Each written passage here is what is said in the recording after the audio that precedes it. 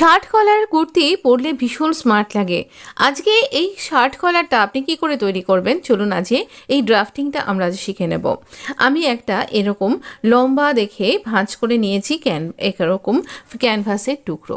তো এইখানে আমি কতটা মাপে নিয়েছি বলে দিচ্ছি। তার আগে আমি এইরকমভাবে ফোল্ডেড ক্যানভাসটার ধার ঘেঁষে ঘেঁষে এইভাবে দাগ দিয়ে নিলাম একটা সোজা সরল রেখা।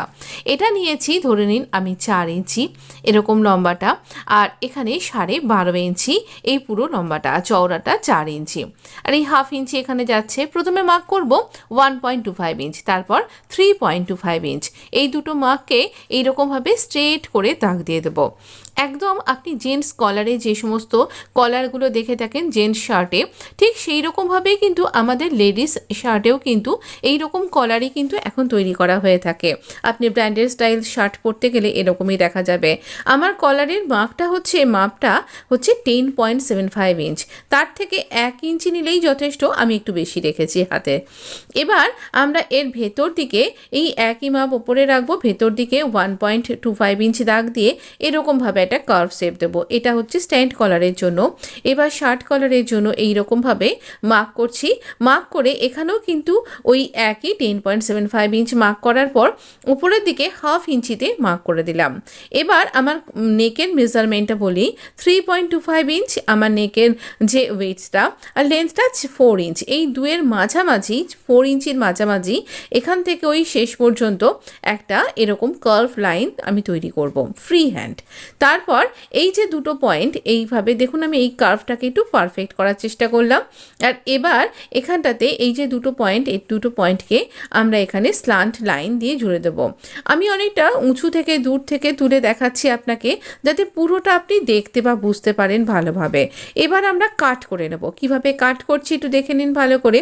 এই ড্রাফটিংটা অনেক সময় হয় কি, পুরো কুর্তির কাটিং, স্টিচিং, কলারটা লাগানো, কলারটা স্টিচ করা ইত্যাদি সব কিছু দেখাতে দেখাতে খুব বেশি ফাস্ট ফরওয়ার্ডে আপনাকে দেখিয়ে ফেলতে হয়। তাহলে যারা বিগিনার্স সেই সমস্ত মানুষরা কি করে শিখবেন?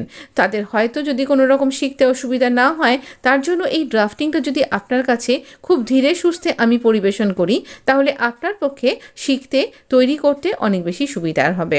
আর এই ধরনের নেক ডিজাইন আমি এর আগে কখনো বিশেষ একটা দিইনি। আমার ওই আগের চ্যানেলে দেওয়া ছিল, কিন্তু এখানে তো সবাই আমার নতুন বন্ধুরা এসছেন। আমার ফ্যামিলি আপনাদের জন্য অনেকখানি বড় হয়েছে। চেষ্টা করব আপনাদের আরও ভালো ভালো কন্টেন্ট দেবার, আর আপনারাও প্লিজ সাপোর্ট করবেন আমাকে। অবশ্যই আমার পাশে থেকে আমার ভিডিওগুলোকে শেয়ার করে আপনাদের মূল্যবান কমেন্টগুলো দেওয়ার মাধ্যমে, লাইক এবং শেয়ারিংয়ের মাধ্যমে আমার চ্যানেলটাকে একটু বুস্ট করে দেবেন। যদি কাছাকাছি আপনি হাইপ বাটন দেখতে পান আমার চ্যানেলে, তাহলে প্লিজ আমার চ্যানেলের এই ভিডিওগুলোকে একটুখানি হাইপও করে দেবেন। তো দেখুন এইরকমভাবে দাগ বরাবর আমরা এখানে কলারটা কাট করব। আমাদের মেজারমেন্ট যাতে পারফেক্ট হয় তার জন্য আমি পিন দিয়ে এই সমস্ত কিছু জায়গাগুলো আটকে রেখেছিলাম। এবার খুলে নিয়ে দেখা যাক কেমন হচ্ছে দেখতে।